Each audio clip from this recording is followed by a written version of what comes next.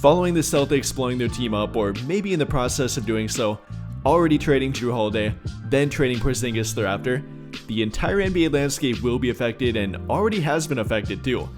Now if you add on the fact that they might trade Derek White, might even trade Jaylen Brown, that would even go further than that. But even with what they've done so far, it definitely does have a league-wide effect, and there might be more potential to have more effect on it too. Looking at one guy they traded here, that being Jrue Holiday, ending up in Portland, which he apparently is not happy about. So might he be on the move again? Could he be traded to another team, much like he was after he got traded to Portland 2 years ago, then being traded to Boston where he won an NBA championship? Could that be the case again? Could a contender trade for him and then maybe add him as an asset to their team? Maybe.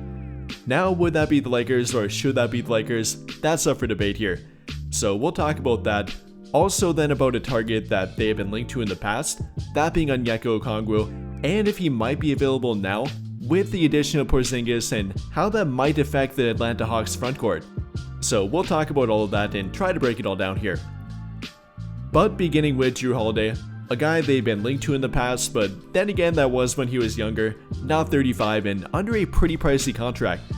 And don't get me wrong, still a very talented veteran player, coming off a season of being a 5th option and still averaging roughly 11 points per game, 4 rebounds per game, 4 assists per game, over 1 steal per game, and still arguably being a top 10 perimeter defender, shooting 44% from the field and 35% from 3, being a 37% career 3-point shooter and one of the best 3-and-D guards in the entire NBA for well over a decade at this point. A lot of respect for Jrue Holiday, but I'm not sure I'd want to trade for him at this point. Again, with him being 35, that's only one part of it, but even more importantly, and even the worst part with him, would be the contract that would come with him. Under contract for roughly $33 million next season, then under contract again the season thereafter, being for roughly $35 million, then for one more year after that one, all the way until 2027-28, where he'll then be 37 years old. So in my opinion, probably not the best trade target for their team, doesn't really align with their current timeline with Luka Doncic or what they're trying to put around him, and then for what they'd have to give up to simply make a trade work for him financially, we're talking about a combination of guys like Rui Hachimura, Gabe Vincent, and Maxi Kleber, or more preferably if they actually would make a trade for him, probably trading away their worst contract, which does happen to be Jared Vanderbilt. And don't get me wrong, that's not me saying I want to trade Vanderbilt. I'm never the type of person to try to trade a player at their lowest trade value. I'm definitely going to try to rebuild this trade value rather than trade for him as absolute lowest, which it currently is right now. But if they would make a trade for him, then they have to trade a bad contract in return for Jrue Holiday. And again, that would be Jared Vanderbilt combined with Gabe Vincent and Maxi Kleber. That's what it would take to make the money work here, and I'm not sure I'd even do that for Jrue Holiday. Again, still very talented, but they'd probably want a draft pick in return for that trade package. You know, that doesn't benefit the Trailblazers at this point. I think they might even look to keep Holiday and probably not trade him, unless Holiday and his agent would really force their hand here. But in my opinion, even if they do go that route, I don't think the Lakers should try to get him. And no, unfortunately, I don't think they buy him out. I've seen that topic floating around on NBA Twitter, but that's not very likely. Maybe if he was under a 1-year contract, then possibly that could be an option, but again, he's currently under contract for 2 more years after this one, and they're not going to have all that dead money sitting on their payroll. They're going to either play him, which again, he still is a pretty damn good player, or then try to reroute him and trade him again. They're not going to buy him out. But with that in mind here, now moving on to the team that traded for the other Celtics player, that being Porzingis, and this being the Atlanta Hawks. Have they created a problem within their front court, or have they simply added more depth and maybe protection that they don't have to rely on Porzingis for too much here? In my opinion, I'm definitely going with the latter, but who knows? Maybe they've added Porzingis and to be their starter going forward, not going to give the keys to Onyeka Okongwu, which they finally did full-time last season, replacing Clint Capella, not bringing him back, and this definitely does confirm that he'll be on the open market, available for probably the taxpayer mid-level exception. But will they go with Onyeka Okongwu or Porzingis for their starting center? Well, that's yet to be seen here, but in my opinion, they should definitely go with Okongwu. I'm not really sure why they traded for Porzingis. I don't love the trade they made for him. They didn't really get great assets in return for him, and to take on Porzingis, yes, it is an expiring contract, which they don't really have any ties to. They don't have to pay him if they don't want to. but giving up some assets for him. Yes, I guess they did get rid of Terrence Mann's contract, so that's a good thing, but I really don't like the trade for them and how it kind of blocked Okongwu within their starting lineup. I mean, with him now entering his age 25 season, coming off his best season averaging roughly 13 points per game, 9 rebounds per game, roughly 1 steal and 1 block per game, shooting 57% from the field and even a pretty solid 33% from 3, averaging about 2 attempts per game, and that's pretty good as a big. And yes, he is measured somewhere between 6'8" and 6'10", the only thing that some Laker fans look at here when talking about a big, but definitely is a great fit for the Lakers, and like I referenced before, they did have interest in him back at the trade deadline.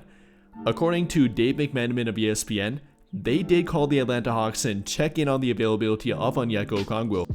Now, did they make an official offer for him? I'm not sure. Did it go that far? I kind of doubt it. They probably shut them down immediately, but they definitely do have interest in him. And if the Hawks have now transitioned to Porzingis, which again I really don't find very likely, but if they have in fact gone that route and that's their mindset, then maybe Onyeka Okongwu might be on the trade market, at least for the right price, which in my opinion would be a pretty hefty price. You're probably looking at trading a guy like Jrue Holiday simply for the baseline trade package, then including their 2031 future first round draft pick, and that's probably what it would take for Okongwu, if not even a first round draft pick swap with Hachimura. No, I probably wouldn't go, and I don't think the Lakers go the route of trading Austin Reeves here. I think that would be a bit too much for Okongwu, despite me liking Okongwu. Again, I think he'd be a great fit for their team, and with Luka Doncic, again being somewhere between 6'8" and 6'10", was measured at 6'9" in college, but does everything they want at center. Number 1 is a lob threat. That's what Luka Doncic wants to play with offensively, and he definitely can offer that. Number 2 is a very good rim protector, and not to mention a very switchable defender. That's kind of number 2 and number 3 combined here. Versatility on defense. Not only can play drop coverage and offer rim protection, but can switch on defense, move his feet on the perimeter, and actually fit into more defensive schemes that JJ Redick does like to employ. Then even after that point, for kind of the cherry on top here, is a 3-point shooter too. Like I said, is developing a 3-point shot, hit roughly 50 3-point shots last season out of 150 total attempts, so he's showing a lot of potential in pretty much every area on the court. I mean, if you're looking for a guy to pair with Luka Doncic long term, that's Onyeka Okongwu, 25 years old, fits pretty much everything that Luka wants and needs around him, both offensively and defensively, so I definitely would have interest, but I really don't think they will trade him. In fact, I think the guy that they would be more likely to trade is the guy they just traded for, that being Porzingis. In my opinion, I find it more likely they reroute him, either this summer again or maybe at the trade deadline, but I don't think they keep him long term and don't make him their long term solution at center. I for one still believe it's Okongwu. I think they believe in him and have fully transitioned to him for their full-time center. You know, I doubt they bring Porzingis off the bench, but I guess they maybe try to make that 2-man game work. Whether that's in their starting lineup or not, I'm not entirely sure, but more likely than not and more often than not, they will go with Okongwu and eventually move on from Porzingis. Whether that's again this summer or at the trade deadline, I think that does eventually happen, and that's probably their more likely plan here. Not trading Okongwu and not keeping Porzingis long term. The other way around here, unfortunately for a team like the Lakers. But with all of that being said, what do you guys think? How do you feel about this Celtics trade so far and how they might have affected the NBA landscape? Do you think that Jrue Holiday will stay with the Portland Trail Blazers, or will he be traded again, and if he does, should the Lakers have any interest in him? And then about the Porzingis trade, do you think the Hawks will look to trade him again, or potentially Onyeka Okongwu? Let me know your thoughts about all of that in the comments down below. But I think that'll pretty much do it for this one, and if you enjoyed the video, then I'll greatly appreciate it if you dropped a like, subscribe to the channel if you have not already, and hit that notification bell to never miss out when I upload a video. But as always, thank you for watching and have a great day or night.